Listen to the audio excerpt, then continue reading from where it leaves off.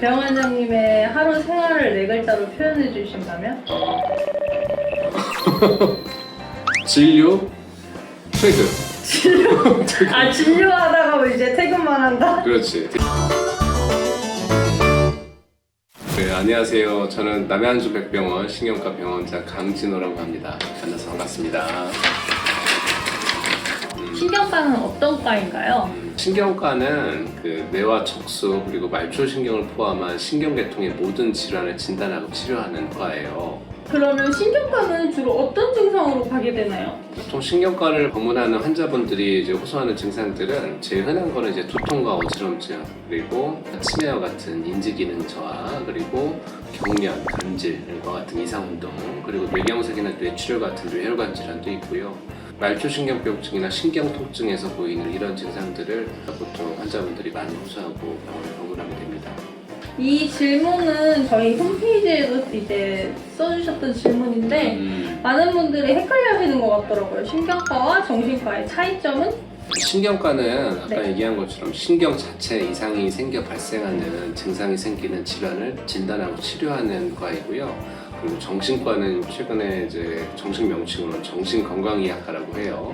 정신건강의학과는 신경 자체에 손상이 없거나 혹은 조금 있는 경우 그래도 신체 증상보다는 감정이나 정서의 변화에 초점을 맞춰서 질환을 진단하고 치료하는 과입니다.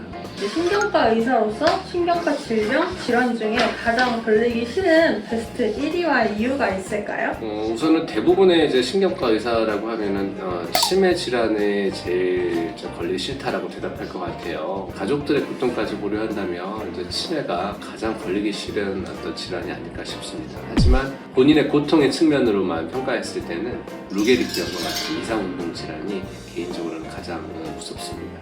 네, 알겠습니다. 뇌 질환은 소외되기 전에 나타나는 여러 가지 전조 증상이 있는데 이제 알아두어야 할 대표적인 전조 증상이 조금 있을까요? 각 영역의 기능들에 따른 증상들이 있을 수가 있는데 이를 편측화 증상, 국소화 증상이라고 합니다. 편측화는 뇌가 좌뇌, 우뇌로 두 갈래로 이렇게 나눠져 있기 때문에 편측으로만, 그러니까 한쪽으로만 운동마비, 감각저하, 균형장애 등이 생기는 증상들을 뜻합니다. 국소화는 아까 얘기한 뇌 각 영역에 따른 특수한 증상들인데 예를 들어 언어장애, 안면마비, 경련, 시야장애 등의 증상이 특징적으로 나타나는 경우를 일컫습니다. 그럼 이제 조금 다른 질문을 해볼 건데요. 혹시 신경과 의사로서 가지고 있는 직업병이 있으신가요? 직업병이라기보다 이제 지인들이나 이제 가족분들한테 종종 듣는 말인데 이제 병원에서 이제 환자를 너무 많이 보다 보니까 진료를 너무 많이 하다 보니까 지인들이나 가족분들이 이제 아파가지고 저한테 건강 상담을 하고 궁금한 걸 잘 물어보면 잘 얘기를 안 해줘요. 원하면 병원에 와라. 병원에 오면 내가 상담을 해주겠다 이렇게 얘기를 하거든요. 근데 병원에 와서 진료받으러 가면 엄청 서운해요. 대신에 병원에 오셔서 진짜로 이제 증상에 대해서 얘기하고 그러면 진짜 병원에 방문하는 환자라고 생각하고 성심성의껏 진료를 해드립니다. 알겠습니다. 이게 제 직업병입니다. 병원장님은 이제 원장실에서만 뵐 수 있는 걸로. 그렇죠. 저한테 진료 상담을 듣고 싶으면 그렇죠. 병원에 방문해야 된다. 알겠습니다. 그러면 신경과 의사로서 가장 많이 들은 질문 베스트 1위랑 그 이유는 뭐라고 생각하세요? 우선은 이제 치매에 안 걸리면 어떻게 해야 되나요? 라는 질문을 제일 많이 들어요. 그만큼 치매가 저도 마찬가지지만 환자분들이 제일 무서워하는 질환이라 그런 듯합니다. 질문에 대답을 하자면 이제 잘 먹고 잘 쉬고 잘 자고 운동도 열심히 하고 스트레스 덜 받는 생활 습관을 유지하면서 꼭 정기적으로 병원을 방문해서 신경과 전문의와 상담도 하고 검사도 하는 자세를 유지한다면 얼마든지 치매를 예방할 수 있다고 생각이 됩니다. 저희 병원에 신경과만의 다양한 장점들이 있는데 제일 최고의 장점을 하나만 뽑아주신다면 있으실까요? 우리 이제 신경과는 이제 여자 선생님들도 있고 물론 저도 있지만 이제 앞에 그 신경과 외래 담당하시는 간호사 선생님들, 간호사 조무사 선생님들, 그리고 신경과 검사실 직원들, 이제 인지검사 직원들, 이제 굉장히 많은 분들이 있는데 이제 여선생님들이 대부분이다 보니까 이제 뛰어난 미모를 자랑하고 그리고 이제 그 검사실이나 외래 이제 그 간호사 선생님들의 아주 이제 그 발랄함 등을 보실 수가 있습니다. 그래서 저희가 굉장히 적극적이고 활기차게 진료를 하기 때문에 환자분들도 이제 되게 긍정적인 에너지를 받고 갈 수 있지 않을까 생각이 듭니다. 알겠습니다. 그럼 이제 마지막 질문인데요. 신경과를 준비하는 학생들에게 딱 한 가지 이것만 하지 마라. 뭐 말해주실 거 있나요? 신경과 의사들은 종종 이제 착각하는 게 있어요. 자신들이 굉장히 똑똑하다고 생각을 하거든요.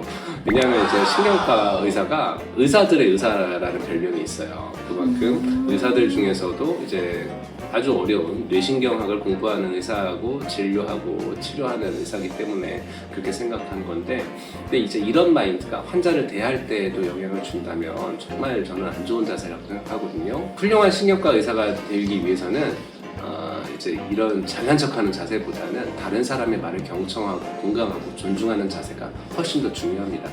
신경과를 내원하는 환자들은 대부분 신경계통의 문제들뿐만 아니라 감정이나 정서가 불안한 경우가 많아요. 이런 분들을 올바르게 진료하기 위해서는 일반적이고 강압적인 진료 자세가 아주 도움이 되지 않습니다. 저는 그 어떤 진료과보다 신경과 의사라면 환자의 말에 집중하고 공감하면서 환자와 제대로 소통할 수 있는 의사가 되어야 된다고 생각합니다. 이제 마지막으로 보너스 질문 2개가 있어요. 이거는 질문지에 안 넣어드린 질문인데 우선 첫 번째로 저희 병원의 신경과 의사이기 전에 또 병원장님이시잖아요. 병원장님의 하루 생활을 4글자로 표현해 주신다면? 진료, 퇴근. 아, 진료하다가 뭐 이제 퇴근만 한다? 그렇지. 대신에 이제 그 무엇보다 진심이다. 진료의 진심이고 퇴근의 진심. 퇴근에도 진심이다. 그렇지. 알겠습니다. 이제 2번째 질문인데 이제 책임 간호사 선미쌤하고의 또 케미가 유명하시잖아요. 10점 만점에 몇 점을 주고 싶으신가요? 선미쌤하고. 왜 상의하지 않는 질문을 자꾸 하는 거지? 케미. 네. 이건 뭐 케미라는 게 늘 이제 긍정적인만 있는 게 아니니까 네. 부정적인 케미나 이런 것까지 포함한다면 10점 만점에 100점이지 100점. 알겠습니다. 100점짜리 케미다. 100점짜리 케미. 알겠습니다. 선미쌤한테도 물어봐야겠네. 물어보도록 하겠습니다. 지금 불러가지고 지금 당장 하라고.